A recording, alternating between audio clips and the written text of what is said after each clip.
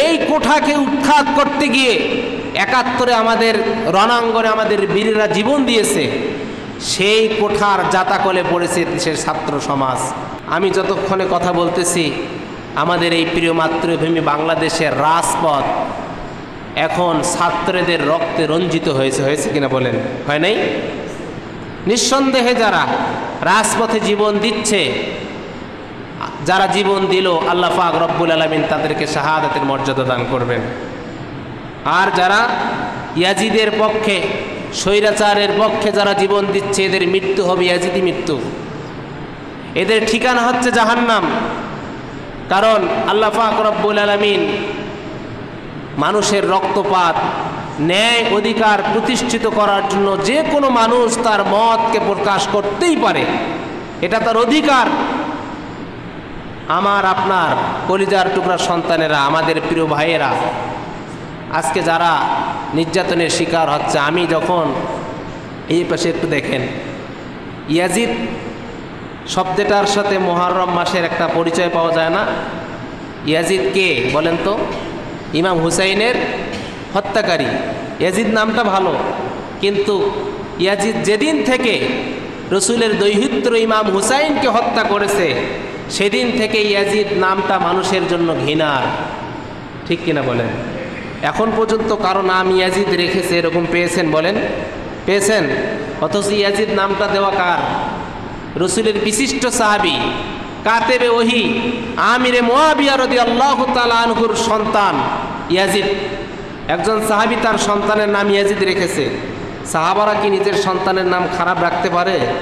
খারাপ অর্থ হতে পারে? কিন্তু তার কর্মটা এত বেশি খারাপ হয়েছে ইয়াজিদের, পরবর্তীতে আজ পর্যন্ত তার নামটা মানুষ ঘৃণা ভরে স্মরণ করে।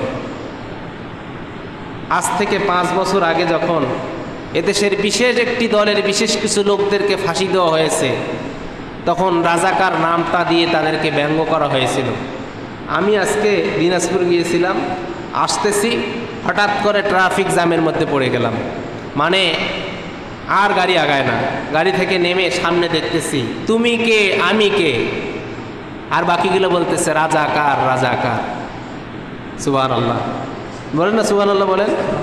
মানে রাজাকার নিজেকে পরিচয় দিতে এদেশের ছাত্র সমাজরা এখন গর্ববোধ করতেছে, যে শব্দ দিয়ে ওরা ইসলামটাকে অবমাননা করার চেষ্টা করেছিল, যে শব্দ দিয়ে ইসলামী আন্দোলনকে স্তব্ধ করতে চেয়েছিল, যে রাজাকার তকমা দিয়ে এদেশের সম্মানিত বরেণ্য মানুষদেরকে ফাঁসির কাস্টে ঝুলা হয়েছে, সেই শব্দটা আজকে বাংলাদেশের মানুষ নিজের নামে ধারণ করতে, লালন করতে তারা গর্ববোধ করতেছে। সুবহানাল্লাহ বলেন।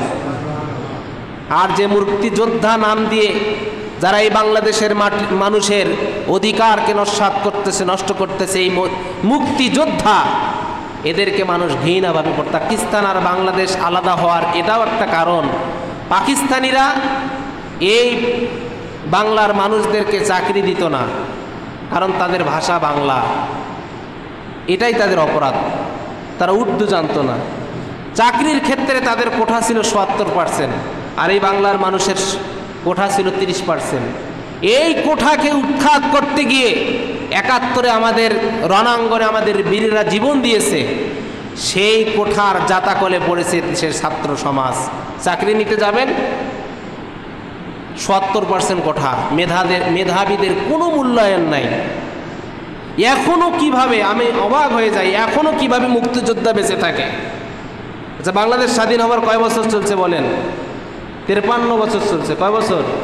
৭১ যুদ্ধ, আর এখন 24, 53 বছর। এই 53 বছর যারা যুদ্ধ করেছে, অন্তত যুদ্ধের সময় তাদের বয়স অন্তত মিনিমাম 20-এর কম না? ঠিক কিনা বলেন? 15-16 বছরের ছেলে পেলে তো যুদ্ধ করতে পারে না, তাদের এর আগ্রহ তো হওয়ার কথা না। অন্তত 20 বছর ধরি, 25 বছরের কম ছিল না, 20 বছর। তাহলে 53 আর 20-এ কত হয়? 73। মুক্তিযোদ্ধাদেরকে আপনারা খুঁটিয়ে দেখেন, 73 বছরের কয়টা মুক্তিযোদ্ধা পাইবেন? এখন এদের বয়স 55-56। যাদের বয়স 55 হয় তাদের জন্মই তো ৭১-এর পরে, এরা যুদ্ধ করলো কেমন করে? সুতরাং বাংলাদেশে যতগুলো মুক্তিযোদ্ধা, এদের অধিকাংশ ভুয়া। এরা যা খাচ্ছে হারাম খাচ্ছে। আর যারা কোঠা ভুক্তভোগী হচ্ছে, আমি তাদেরকে বলি, অনেক মুক্তিযোদ্ধাকে মৃত্যুর আগে চিকিৎসার অভাবে মারা যেতে মৃত্যুবরণ করেছে, এরকম দেখা গিয়েছে, ঠিক কিনা বলেন? তাদের নাতিরা, তাদের সন্তানেরা তাদের চিকিৎসাটাও ঠিকমতো দেয় নাই, আর তারা যাওয়ার পরে তাদের কোঠা ভুক্তভোগী হয়ে এদেশের গুরুত্বপূর্ণ পদে, এই শুধুমাত্র কোঠার ভুক্তভোগী হয়ে এদেশের গুরুত্বপূর্ণ পদগুলো অযোগ্যরা দখল করেছে। আর কিয়ামতের এটাও একটা আলামত, অযোগ্য লোকেরা ক্ষমতার মসনদে বসবে। দেশের প্রত্যেকটি পয়েন্টে পয়েন্টে অযোগ্যদের ভিড়। ইমাম হুসাইন রাদিয়াল্লাহু তাআলা আনহু কিসের জন্য জীবন দিয়েছে? এই স্বৈর শাসকের বিরুদ্ধে জীবন দিয়েছে। ইমাম হুসাইন রাদিয়াল্লাহু তাআলা আনহু কারবালার প্রান্তরে কেন জীবন দিল, কেন রক্তাক্ত হলো?